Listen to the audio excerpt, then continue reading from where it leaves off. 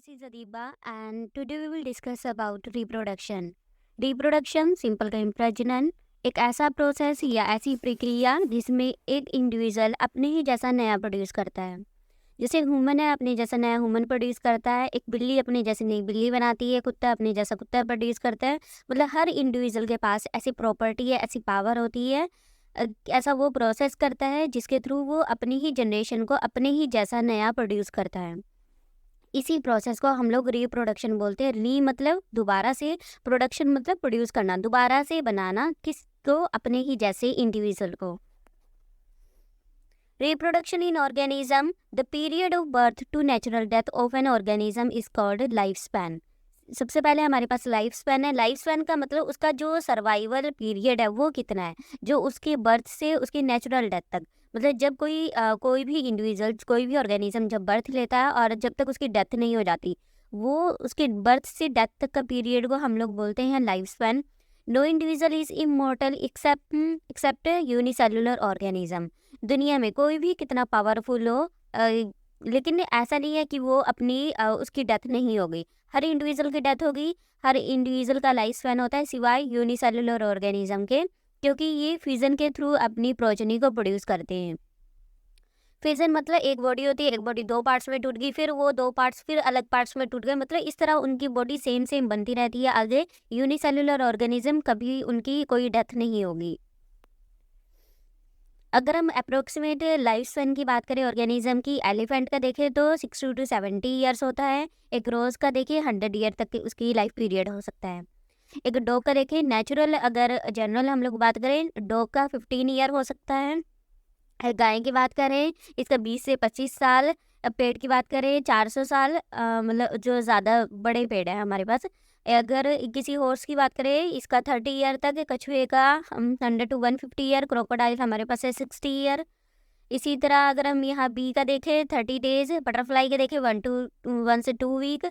अगर एक हम लोग अपने स्पैरो का देखें 5 ईयर, और अगर पैरेट का देखें 140 ईयर। हर किसी का लाइफ पीरियड वेरी करता रहेगा, डिपेंड करेगा वो कौन सा ऑर्गेनिज्म है। अगर हम अपनी क्रॉप्स की बात करें जनरली इनका 3 to 7 मंथ का होता है। अगर अपने क्रो की बात करें 15 ईयर्स तक। The continuity of life on earth is achieve by the process of reproduction. अभी ये कंटिन्यूटी है, एक ऑर्गेनिज्म हमारे पास एक जनरेशन है, अगर सोचो उसका रिप्रोडक्शन ना हो तो मतलब वो जनरेशन आने वाले टाइम में दिखेगी नहीं, वो चीज़ हमारे पास ख़त्म हो जाएगी। हम लोग क्यों देखते हैं अभी तक, जैसे हम लोग जितनी तरह की वैरायटी देखते हैं, जितने तरह के ऑर्गेनिज्म देखते हैं, क्यों देख पा रहे हैं? क्योंकि उनमें रिप्रोडक्शन चल रहा है, वो जनरेशन टू जनरेशन आगे चलती जा रही है। इस प्रोसेस को, ये जो कंटिन्यूटी मेंटेन कर रहा है, ये जो दुनिया चल रही है, हमारी मेन प्रोसेस रिप्रोडक्शन है। रिप्रोडक्शन बायोलॉजिकल प्रोसेस है in which an organism give rise to young one और ऑफस्प्रिंग। सिंपल यही है कि बायोलॉजिकल प्रोसेस है ऐसी प्रक्रिया जिसके अंदर कोई भी ऑर्गेनिज्म, कोई भी जो एक लिविंग ऑर्गेनिज्म है, लिविंग बॉडी है, वो क्या करेगी, अपने ही जैसे नए प्रोड्यूस करेगी, नए बच्चों को प्रोड्यूस करेगी या फिर ऑफस्प्रिंग प्रोड्यूस करेगी। Reproduction enables the continuity of species generation after generation. Reproduction से क्या होता है, जो कंटिन्यूटी, जो हमारी स्पीशीज है, जो प्रजातियां है हमारी, वो चलती रहती है जनरेशन आफ्टर जनरेशन। पेरेंट्स फिर उनके बच्चे, फिर उनके बच्चे, मतलब ये चीज़ जनरेशन आफ्टर जनरेशन चलती रहेगी। अगर हम इसके टाइप्स की बात करें, बेसिक दो तरह के रिप्रोडक्शन होते हैं, asexual reproduction and sexual reproduction. Sexual reproduction की बात करें तो इसमें, असेक्सुअल रिप्रोडक्शन की बात करें तो इसमें सिंगल पेरेंट्स होगा विदाउट फॉर्मेशन ऑफ गैमेट्स, मतलब इसमें दूसरी बॉडी की ज़रूरत नहीं रहेगी। रिप्रोडक्शन में आमतौर पे हमें पता है दो बॉडी की ज़रूरत पड़ती है, तो अपोजिट सेक्स की ज़रूरत है इसके अंदर, जिसके अंदर क्या होगा, फ्यूजन ऑफ गैमेट्स होगा, वो अपने गैमेट्स को प्रोड्यूस करेंगे, वो गैमेट आपस में फिर फर्टिलाइज करेंगे, तब जाके हमारा आगे जाइगोट बनता है, बेबी बनेगा। लेकिन एसेक्सुअल रिप्रोडक्शन के अंदर ऐसा नहीं होता, एक ही बॉडी है, बॉडी दो पार्ट्स में टूट जाती है, फिर उसके बाद मतलब ये ऐसा प्रोसेस चलता है। अगर हम अब एसेक्सुअल रिप्रोडक्शन को डिटेल से देखें तो offspring develop by asexual reproduction are exact copy of their parents. क्यों? क्योंकि जो असेक्सुअल रिप्रोडक्शन है इसमें किसी दूसरे की इन्वॉल्वमेंट नहीं है, एक बॉडी है, वही बॉडी दो दो के अंदर टूट जा रही है, मतलब एग्जैक्ट कॉपी, एग्जैक्ट जैसा पेरेंट्स होगा वैसे ही उसकी दो डॉटर कॉलोनी बन जाएंगी। उसके अंदर कोई भी वेरिएशन नहीं आएंगी, दे आर जेनेटिकली आइडेंटिकल, बिल्कुल सेम होंगे जैसे उनका पेरेंट्स था, जो उनकी पेरेंट बॉडी थी, and they are termed as clone. इसलिए असेक्सुअल रिप्रोडक्शन की जो ऑफस्प्रिंग होते हैं उसे हम सिंपल टर्म में क्लोन भी बोल सकते हैं, मतलब एग्जैक्ट सेम पेरेंट्स जैसा, कोई भी वेरिएशन नहीं है। Asexual reproduction is common in unicellular organism, in plants and in animals having simple organization. ये कहते हैं कि बेसिक ये होता है हमारे पास यूनिसेलुलर ऑर्गेनिज्म के अंदर, मतलब ऐसे ऑर्गेनिज्म जिसके अंदर सिर्फ सिंगल सेल हो, सिंगल सेल के बाद कोई भी ऑर्गेनाइजेशन उसके आगे नहीं बढ़ता। बाइनरी फिजन आ जाता है इसमें, सेक्सुअल रिप्रोडक्शन का इंपॉर्टेंट पार्ट है। The single cell organism of kingdom Monera and Protista. अगर पूरी दुनिया को देखिए, हमें पता है 5 किंगडम के अंदर हमारी पूरी दुनिया डिवाइड है। तो मोनेरा एंड प्रोटिस्टा जो उसके स्टार्टिंग वाले किंगडम है, मतलब जिसके अंदर सिर्फ सिंपल ऑर्गेनिज्म को हमने रखा है, वो कैसे डिवाइड करते हैं? Bye binary fission. बाइनरी मतलब 2, फिजन मतलब टूटना, मतलब एक बॉडी 2 पार्ट्स के अंदर टूट जाती है।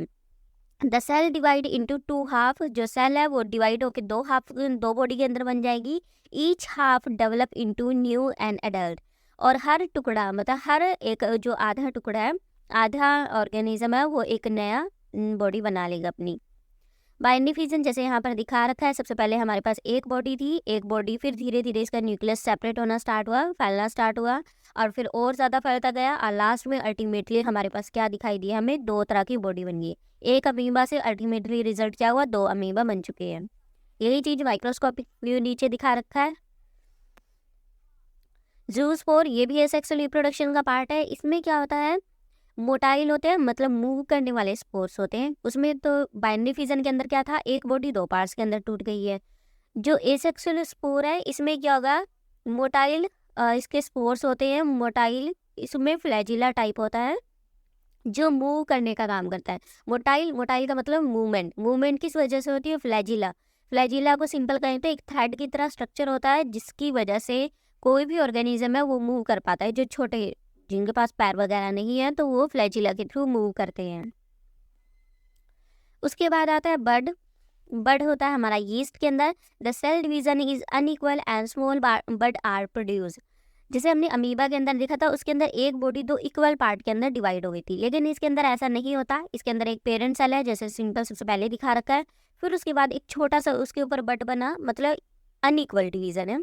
इक्वल डिवीजन नहीं रहेगी। पहले एक बड़ी बॉडी, पेरेंट्स बड़ा है, डॉटर छोटी है, फिर उसके बाद डॉटर धीरे धीरे बढ़ना स्टार्ट होगी और थोड़ा मेच्योर होगी, तो यहाँ से सेपरेट हो जाती है, मतलब इसके अंदर भी 2 बॉडी, लेकिन अनइक्वल बॉडी रहती है।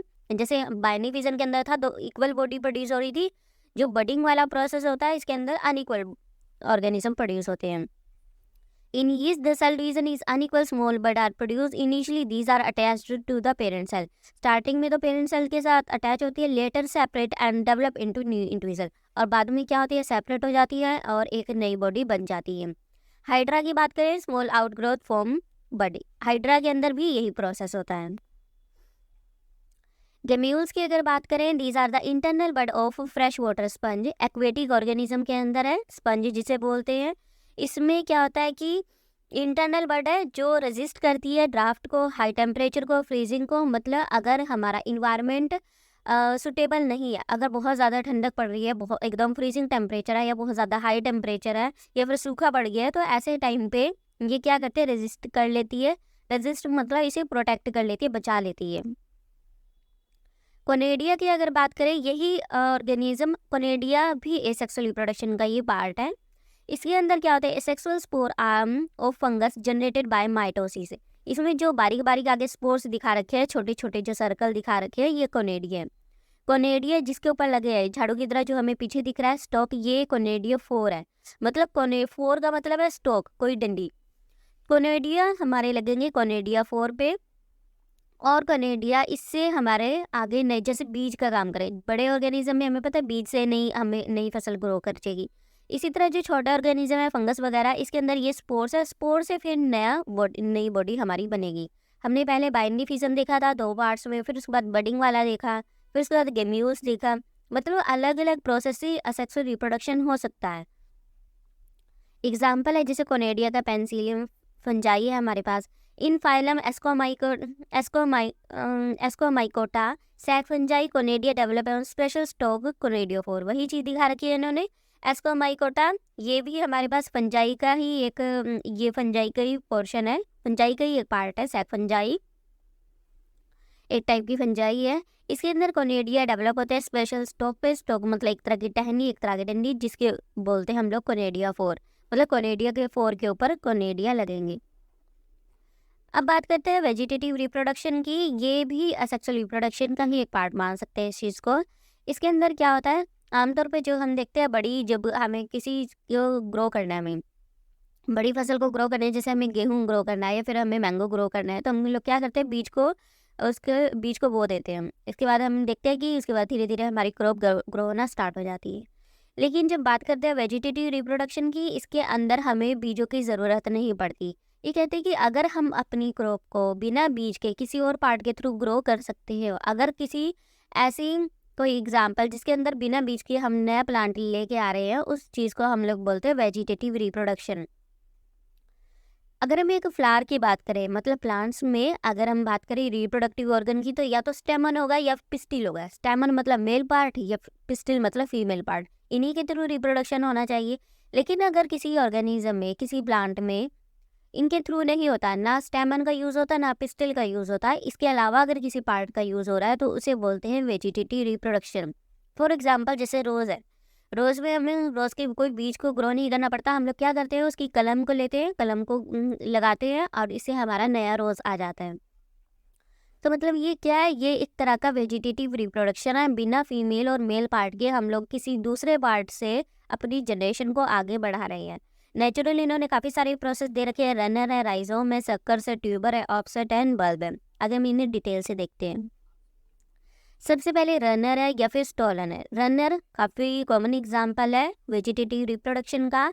जैसे यहाँ पर ये दिखा रखा है, इसके अंदर एक हमारे पास फ्लावर इधर दिख रहा है हमें पूरा, एक दूसरी तरफ दिख रहा है। बीच में जो ये टहनी है, ग्रीन कलर का जो थ्रेड जैसा स्ट्रक्चर है, ये हमारे पास क्या है, रनर है। बीच में ग्राउंड में जैसे घास में हम लोग देखते हैं, एक जगह से उखाड़ो तो दूर तक उखड़ती जाती है, तो वो भी चीज़ क्या है, रनर है। मतलब एक प्लांट की स्टेम दूर तक जाती है, या फिर वो स्टेम दोबारा से जैसे ही ज़मीन के साथ टच हुई, वहाँ अपनी रूट बनाना स्टार्ट कर देती है और वहाँ से नया प्लांट हमारा ग्रो करना स्टार्ट हो जाता है। It is a slander stem that grow horizontally. Horizontally मतलब सीधे ज़मीन के ऊपर ग्रो करेगी। Naturally it cut off and separated develop into new individual. Naturally फिर वहाँ से कट जाती है और नया इंडिविजुअल अपना बन जाता है। एग्जाम्पल स्ट्रॉबेरी, इन्होंने यहाँ स्ट्रॉबेरी का दिखाया है। उसके बाद अगर हम शक्कर की बात करें, it is a basal shoot root sprout adventitious shoot. It grow from a bud at the base of a tree और श्रब और फ्रॉम इट्स रूट। चेरी और एप्पल का इन्होंने दिखा रखा है। बेसल पोर्शन होएगा जिसे हमारा नया पार्ट दोबारा से ग्रो हो जाएगा।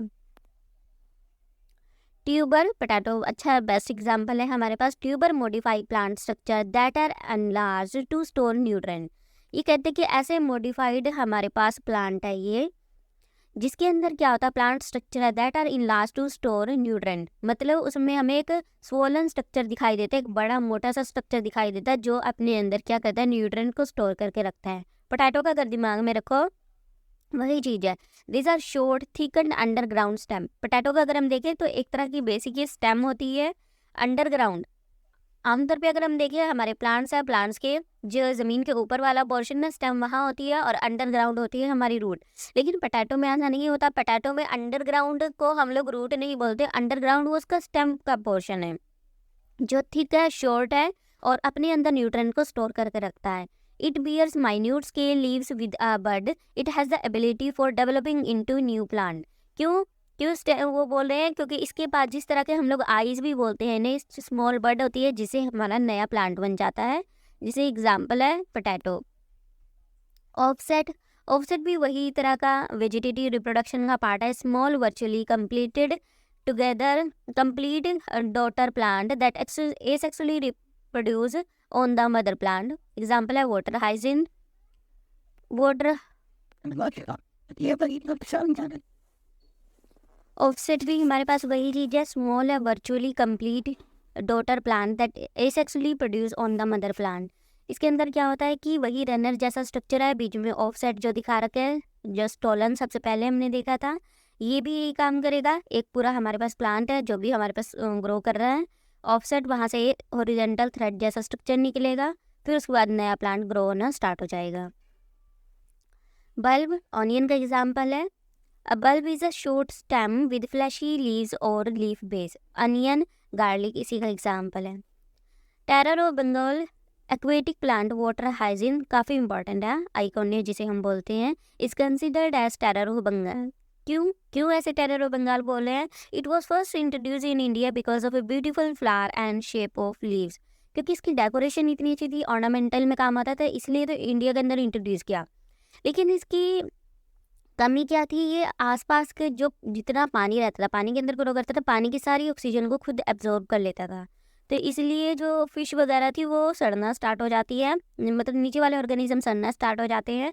इसलिए इसे वाटर वीड भी बोला जाता है. It rapidly reproduce by vegetative method offset in short period. It drain oxygen from the water that leads to death of the fishes.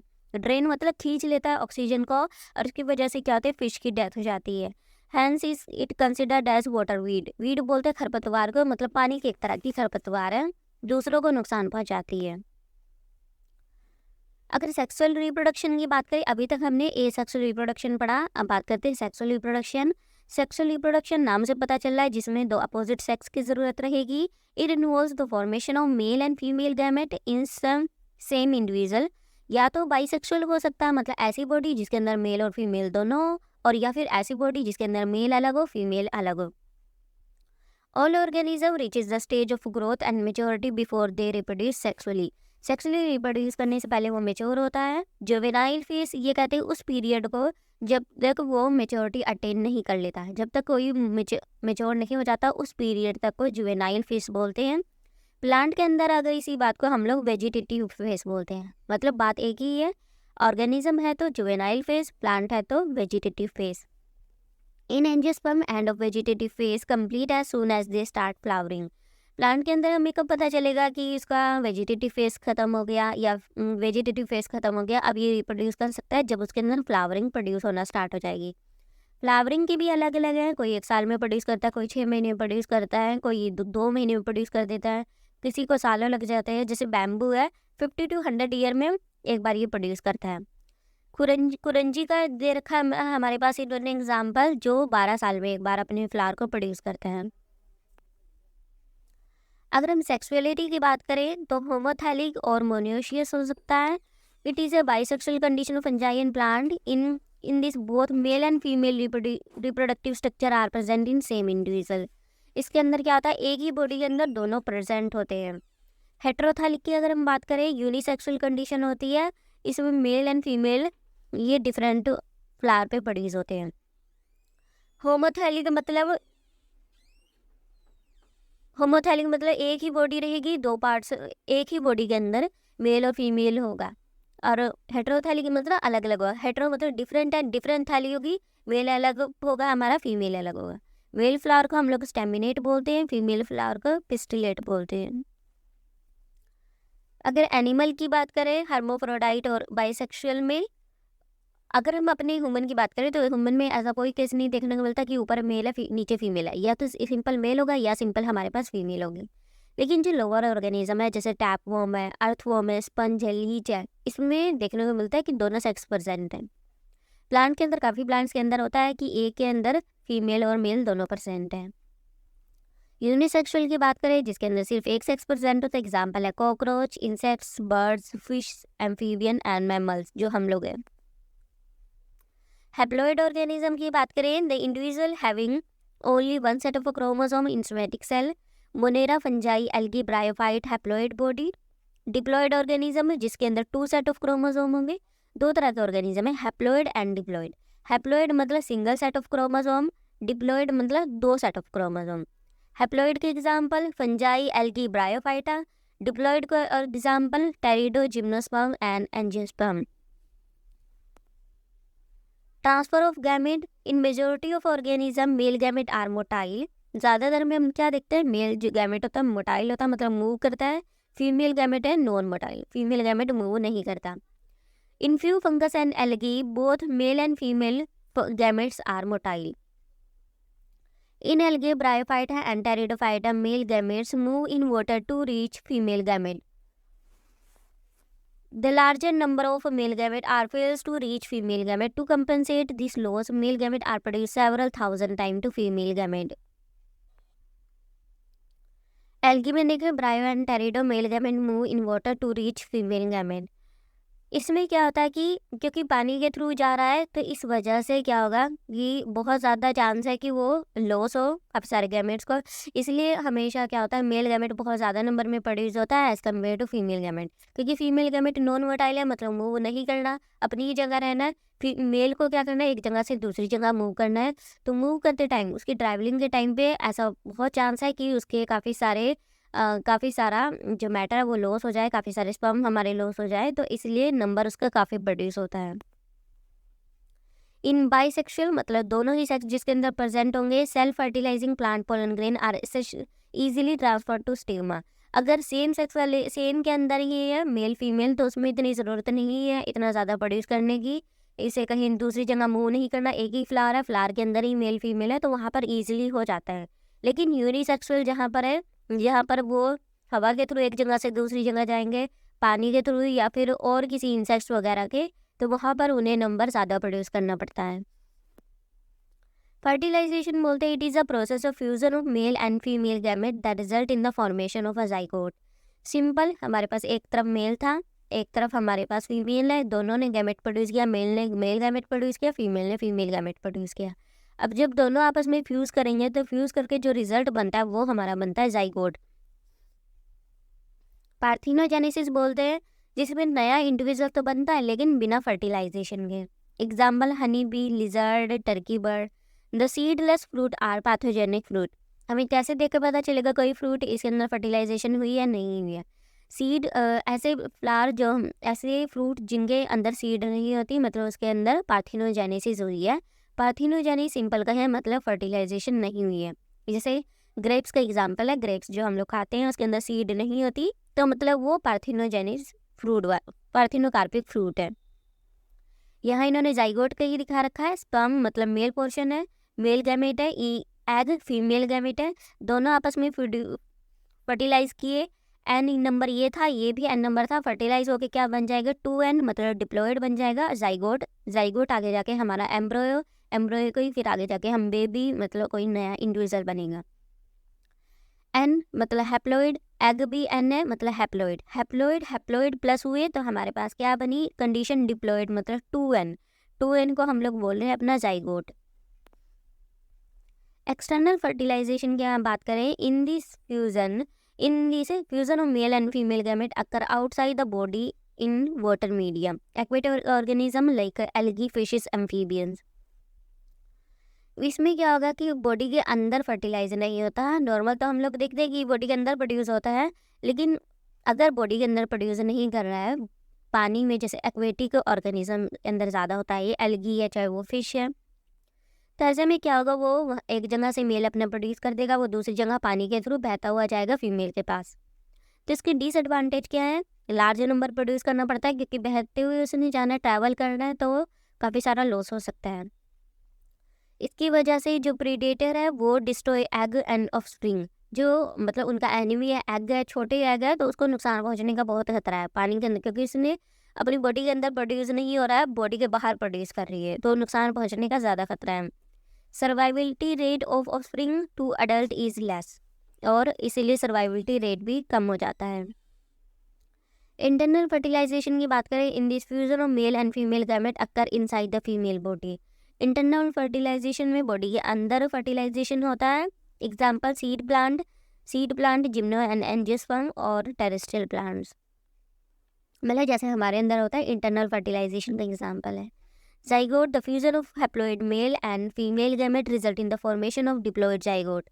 In fungi and algae the zygote formed has thick cell wall, it helps to resist the unfavorable condition। Embryogenesis last जो हमारा process होता है एम्ब्रोयोजेनेसिस, मतलब mail और female fertilise हो गए, fertilise के बाद जाइगोट बन गया, जाइगोट के बाद जो हमारी चीज़ आएगी जो नया बनेगा अब एम्ब्रोयो बनेगा। एम्ब्रोयो बनने के प्रोसेस को हम लोग बोलते हैं embryogenesis. The zygote undergo division and differentiation, और उसके बाद क्या बनता है एम्ब्रोयो। ओविपेरस की बात करें द रेप्टाइल्स एंड बर्ड्स ले egg in safe environment, after incubation young one hatch out. ये एग को प्रोड्यूस करते हैं। ओवीपैरस एग को प्रोड्यूस करने वाले जब उन्हें सेफ इन्वायरमेंट दिखता है, थोड़ा सा बड़े होते हैं, उसके बाद हैच आउट मतलब अंडे के बाहर आ जाते हैं। In oviparous embryogenesis take place outside the body, मतलब एम्ब्रोजेनिक जाइगोट तो बन गया, लेकिन जो एम्ब्रोयो बनेगा आउटसाइड द बॉडी बनेगा। विविपैरस मतलब जिसके अंदर अंडे की बजाय जो एनिमल्स है वो सीधा अपने बच्चे प्रोड्यूस करते हैं। Most of mammals except prototheria egg laying mammals are viviparous.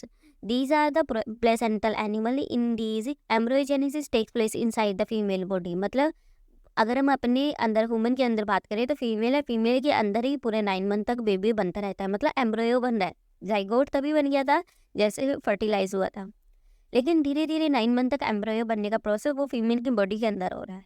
लेकिन जो ओवीपैरस जो अंडे प्रोड्यूस होते हैं उसके अंदर बाहर जाके वो एम्ब्रोयो बनना स्टार्ट होता है। Because of proper embryo care and protection, the chances survivability of young one are more in viviparous than oviparous. अब यहाँ पर एक पॉइंट आ जाता है, ओवीपैरस से ज़्यादा विविपैरस के बचने के चांस रहते हैं। क्यों? क्योंकि वहाँ पर फीमेल अंदर प्रोड्यूस कर रही है, अंदर एम्ब्रोयो बन रहा है, प्रॉपर उसे केयर दी जा रही है, प्रॉपर न्यूट्रिशन मिल रहा है उसे, 9 मंथ तक उसे अच्छा केयर मिल रही है उसे, इसलिए उसके ज़िंदा रहने के चांस बहुत ज़्यादा होते हैं एज़ कम्पेयर टू ओवीपैरस। जितने एग प्रोड्यूस करने वाले हैं उसमें बहुत कम चांस होता है कि वो अच्छे से लास्ट तक सर्वाइव कर पाए, क्योंकि वो बाहर बनेंगे, बाहर उतनी देख रेख नहीं होती, उतना न्यूट्रिशन नहीं मिलता जितना एक फीमेल बॉडी के अंदर मिलता है। तो इसीलिए जो विविपैरस है उनके बच्चे ज़्यादा, उनका सर्वाइवलशिप ज़्यादा अच्छा होता है as compare to oviparous animals. Thank you.